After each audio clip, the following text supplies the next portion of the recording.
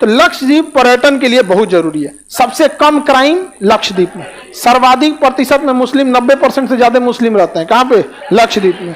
जिन्ना को पता चला बाद में कि यार मुस्लिम यहां भी थे तो हमारा हो गया पूर्वी पाकिस्तान, मुस्लिम यहां भी थे हमारा हो गया पश्चिमी पाकिस्तान, मुस्लिम यहां भी है हमारा हो जाएगा यहाँ पर। यहां पहुंचने से पहले सरदार पटेल ने नौसेना भेज दिया।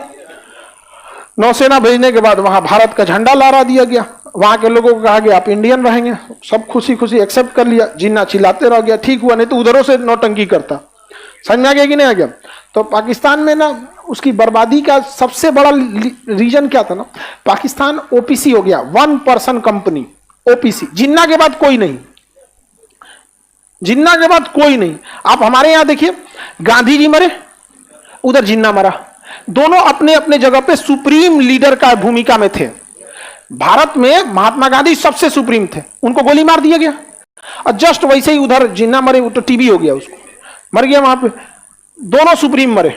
उसके बाद जिन्ना के बाद कोई बचा ही नहीं। हमारे यहां गांधी जी गए, उसके जस्ट अगले साल सरदार पटेल गए, दोनों बड़े शख्सियत, कोई फर्क पड़ा नहीं पड़ा। नेहरू ने संभाल लिया और कंटिन्यूअस 20 सालों तक, मतलब 15 साल तक सत्ता उनके बाद 66 तक रही थी। समझ में आ गया कि नहीं? एक कंटिन्यूअस, आप समझिए कि 15-16 साल तक एक ही व्यक्ति के पास रही। ये भारत की स्टेबिलिटी में बहुत बड़ा काम किया। उसके बाद अचानक उनकी मृत्यु हुई। लाल बहादुर शास्त्री हैं, उनकी भी मृत्यु हो गई 2 साल में। इंदिरा गांधी संभाली, नहीं समझ में आएगा। आज भारत में ऐसे मनमोहन सिंह के बाद मोदी जी संभाले, मोदी जी के बाद भी लोग देश संभालेंगे और बेहतर ढंग से संभाला जाएगा। समझ में आ गया कि नहीं? इंदिरा गांधी के समय लगता था कि ऐसा कोई संभाल पाएगा कि नहीं। मनमोहन सिंह आए, अर्थव्यवस्था मर रही थी, संभाले कि नहीं संभाले? पूरी दुनिया देख रही थी, बर्बाद हो गए थे, लेकिन संभाल लिया गया। मोदी जी आए, जैसे विदेश नीति बहुत बेहतरीन हो गई, डिफेंस नीति, महंगाई थोड़ा और कंट्रोल किया जा सकता था, इन्फ्लेशन को जितना इन्होंने बाकी चीजों को कंट्रोल किया, ठीक है, और आगे जाके सुधरेगा। लेकिन पाकिस्तान में ऐसा नहीं था। जिन्ना मरा, कोई था ही नहीं, कोई नहीं था। तो पाकिस्तान पे कब्जा कर लिया 2 लोगों ने, एक वहां धर्मगुरुओं ने और एक सेना ने पूरी तरह से। अब वहां सबसे सुप्रीम चीज है सेना, उसके बाद धर्मगुरु है। धर्मगुरु लोगों को कभी भी बहुत बड़ा सुप्रीमेसी नहीं। समझ में आ गया कि नहीं आ गया? क्योंकि ना यहां जाने के लिए, धर्मगुरु बनने के लिए कोई एग्जाम एंट्रेंस नहीं देना होता है, आपको यूपीएससी देना पड़ता है। तो आप एक डीएम से ये उम्मीद रख सकते हैं कि वो कितना भी गुस्सा रहेगा ना तो एक मर्यादा में काम करेगा, क्योंकि इतना पढ़ा लिखा है। आप किसी डीएम को जाकर लड़ियो जाइएगा ना तो एक तत्काल आपको कुछ अरेस्ट करा देगा, 2-3 हाथ लगवा देगा। लेकिन कभी ऐसा ना करेगा ना कि आपको पूरी, मतलब कुछ कर देते हैं, लेकिन उसके अंदर एक एथिक्स क्यों जोड़ा गया, एथिक्स चैप्टर क्यों जोड़ा गया यूपीएससी में? इसी सब चीजों के लिए इतना ना रेगरस एग्जाम ले लेता है। अभी लड़के जो बीपीएससी में थे, इसमें कितने बीपीएससी वाले हैं? इसमें बीपीएससी वाले, बाकी जो लोग बीपीएससी वाले नहीं। बीपीएससी एग्जाम स्टार्ट होने से पहले क्लास, सर मेंस कैसे लिखेंगे, निबंध कैसे लिखना है।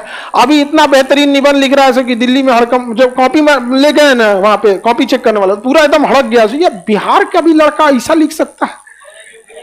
हाँ, हिंदी मीडियम का बहुत बेहतरीन लिखा, कॉपी लिखने में उन लोग की हालत खराब हो रही है यहाँ पे पूरा अच्छे ढंग से। बाकी तो आप लोग भी, जिन लोग का ग्रेजुएशन होते जाएगा, तैयारी करते रहिएगा। तो चौपट हो गया पाकिस्तान, समझ में आ गया? जिन्ना के बाद कोई बचा नहीं, किसी को दिक्कत, 1 पर्सन कंपनी बन के रह गया था। हम लोग सब एक से एक हमारे यहाँ रहे लोग। हम लोग कभी धर्म को हावी होने दिए? कभी धर्म नहीं आने दिया। एक और भी रीजन था कि भारत में मेजॉरिटी में ना हिंदू थे। हालांकि भारत एक सेकुलर राष्ट्र शुरू से रहा है। अगर आप न्यूज और व्हाट्सएप को छोड़ दे तो हमारे देश में कोई दिक्कत नहीं है। समझना कि नहीं आ गया? तो हमारे यहाँ शुरू से रहा है। अब मेजॉरिटी यहाँ हिंदू, जैन, बौद्ध सब रहे हैं, मुस्लिम माइनॉरिटी में रही है। तो हिंदुज्म में ना बहुत साल पहले से एजुकेशन बहुत पीक पे था। समझ में आएगी नहीं? एजुकेशन था। और पाकिस्तान में मेजॉरिटी जो थी ना मुस्लिम की थी। तो मुस्लिम में ना बहुत ज्यादा रिफॉर्म पहले से नहीं हुआ था।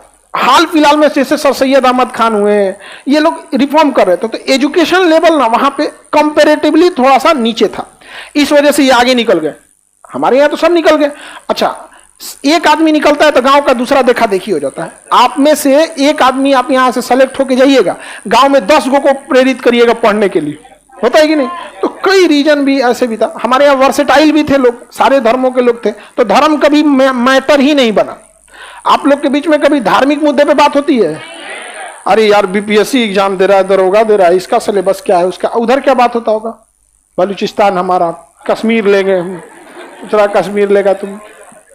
आगे बढ़े तो लक्षद्वीप पर कौन आना चाहता था? जिन्ना। लेकिन सरदार पटेल ने पहले ही निपटा दिया। अब सोचिए सरदार पटेल नहीं रहते, नेहरू से तो बस का था नहीं है, समझ में आएगी नहीं। फिर वहां भी हो जाता, तीनों ओर से कोच देता हम लोग को, परेशान हो जाते। ऐसा भी परेशान कौन चीज हो जाते। यहाँ पनिया में परमाणु बम फोड़ते सुनामी आ जाता, नहीं समझे, दह जाता है यहाँ पे, सब मूंगा दह गया यहाँ पे, हम कौन चीज करते दह गिलो तो। आगे बढ़े।